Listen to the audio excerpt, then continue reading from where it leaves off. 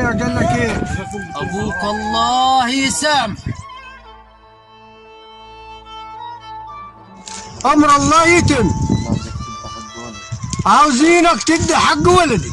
والله ليه يا اخوي هتقول الكلام ده؟ ربنا يدينا ويديك طول العمر. والله ما حد يضمن الموت من الحياة. لا يا ابو اخوي، لا لا أيوه. لا، حقك محفوظ ليوم الدين. انت وولدك في رقبتي يا اخوي، ربنا يخليك. وربنا يدينا ويديك طول اللهم. العمر يا رب. الدنيا دي مال الله مش مالي انا ولا مالك انت يا ولد. انت اخويا الكبير وكلمتك مسموعه ليوم الدين. بارك الله فيك والله، انت وربنا الكبير بعد يخليك. رب العباد يا اخوي. وانت ربنا يديك ربنا طول برضو انت الكبير من بعدي، ما حدش ضمن الموت من الحياة. ربنا يدينا أيوة. ويديك طول العمر يا ابو. بارك الله فيكم وفي والديكم والله. هذا اللي يصير مننا. حملنا وصيه ما تشيلها الجبال.